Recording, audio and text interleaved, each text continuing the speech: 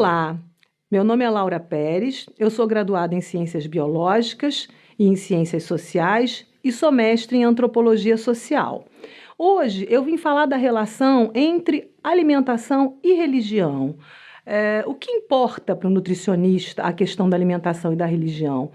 As diferentes religiões, elas têm tabus alimentares, proibições, e é importante que o nutricionista esteja ciente disso para que ele possa respeitar esses tabus.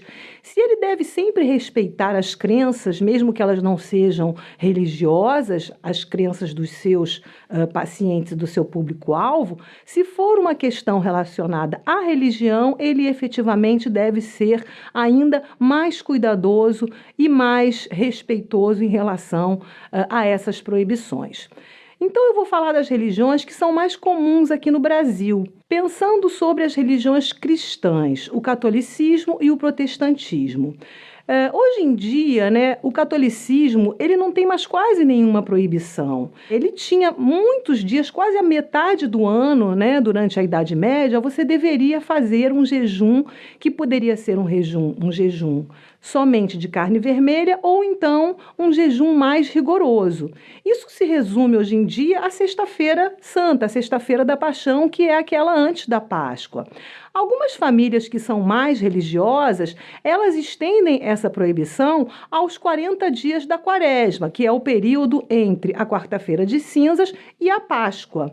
Mas, no geral, somente essa proibição existe hoje em dia na religião católica.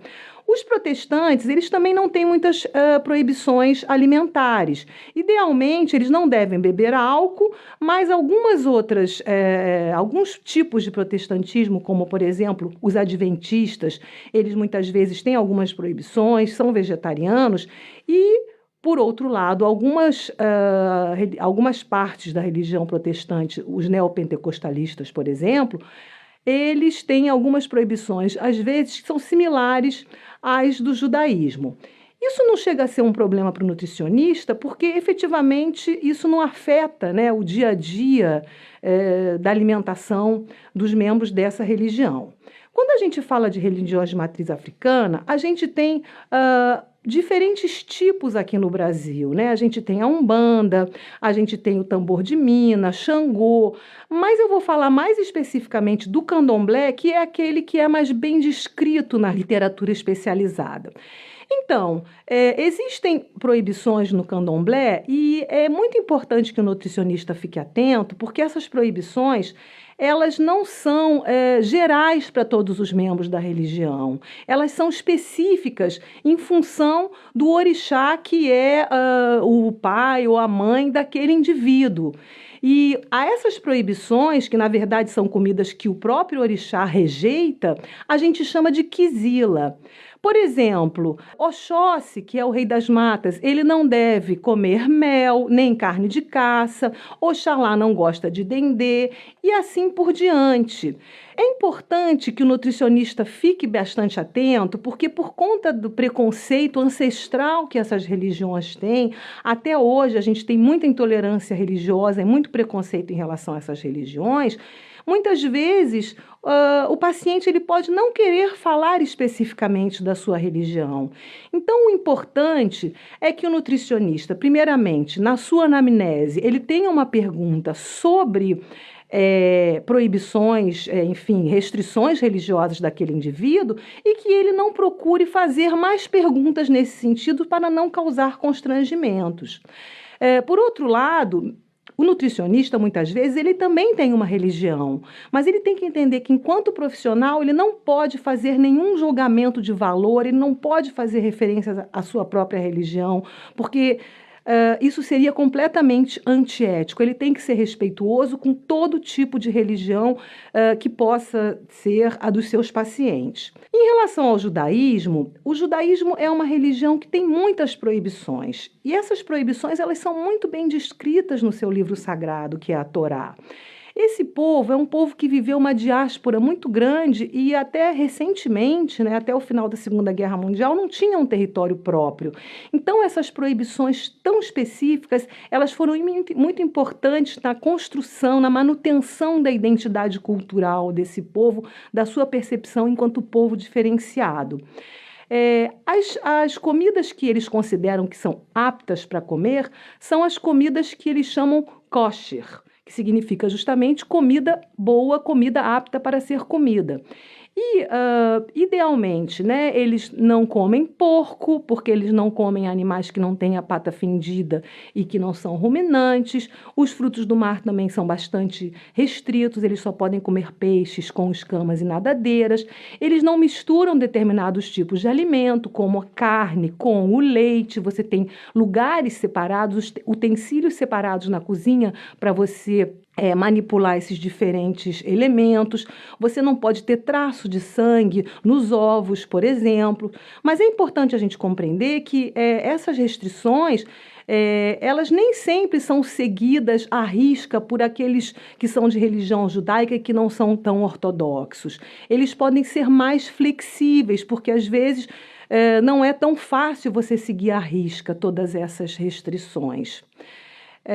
Para o nutricionista, isso não representa um problema, porque ele sempre pode fazer substituições e também não é muito comum que alguém de religião judaica vá num nutricionista que não é de religião judaica. Normalmente, eles vão a nutricionistas que fazem parte da religião e que já conhecem bastante bem todas as proibições, todas as regras. O islamismo não é uma religião muito comum no Brasil, mas a gente tem, ainda mais com refugiados que vieram, né? E de toda forma é importante o nutricionista conhecer, porque ela é uma religião, né? É uma das maiores religiões que existe, justamente junto com o catolicismo, hinduísmo, budismo, etc.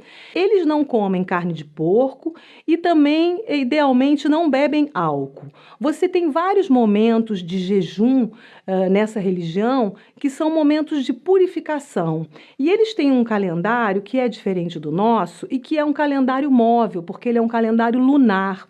E no 9º mês desse calendário, que é o mês do Ramadã, eles fazem um jejum que é um jejum muito importante. É um momento muito importante da religião, é um momento de recolhimento, de reflexão. E enquanto o sol está no céu, o indivíduo não deve comer nada, ele não pode nem beber água, ele deve se abster de fumo, ele deve se abster de sexo. Então, esse é um jejum muito estrito, né? E eles têm o hábito de fazer durante o dia comidas bem calóricas, como massas açucaradas fritas, com mel, mingaus feito com trigo e com carneiro. Eles fazem comidas bem calóricas para eles poderem justamente, né, se alimentar bem quando o sol se põe. É um pouco difícil seguir essa dieta, né, esse jejum, quando você está no hemisfério norte no verão, porque os dias costumam ser muito longos. O nutricionista ele tem que ficar bem atento a isso, mas também não é tão grave, por quê?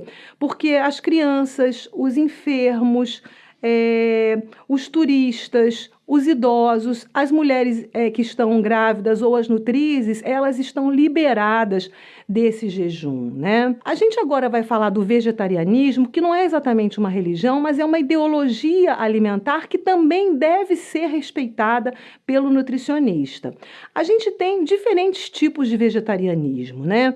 A gente tem vegetarianos estritos, que não comem nenhum tipo de alimento de origem animal. A gente tem ovo-lacto-vegetarianos, que comem ovos e laticínios, lacto-vegetarianos, ovo-vegetarianos.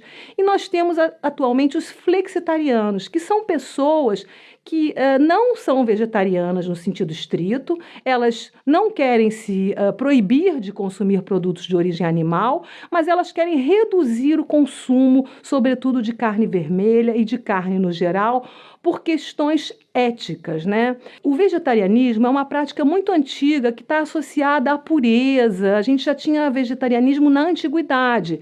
E no Oriente, nas religiões budista e hinduísta, ele está ligado à ideia da reencarnação, né? Como você reencarna em qualquer ser vivo, você tem essa proibição até de matar outros seres vivos, né? Mas hoje em dia a gente tem questões éticas que são muito prementes em relação, sobretudo, à pecuária, né? Existe uma questão do respeito ao meio ambiente e também de uma solidariedade entre as espécies. E os veganos, né? Enquanto que o vegetarianismo ele é uma ideologia alimentar, o veganismo é um estilo de vida. Os veganos eles não consomem nenhum tipo de alimento de origem animal, mas eles também não utilizam roupas de couro, nem de seda, eles não comem mel, não utilizam cosméticos que são testados em animais, nada disso. E a questão é que a pecuária ela tem efetivamente um custo ecológico muito alto, né? As queimadas são normalmente provocadas para que você coloque bois no lugar, isso aqui no Brasil, na Amazônia, no Pantanal, né?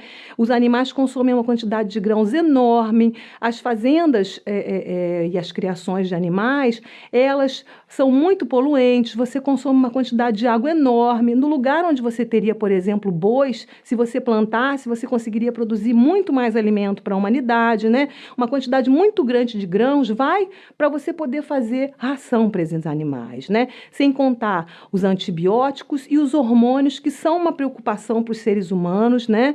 A gente não sabe exatamente o que os hormônios causam, mas os antibióticos podem causar uma resistência e a gente ter o desenvolvimento de superbactérias. Até os gases das vacas, né?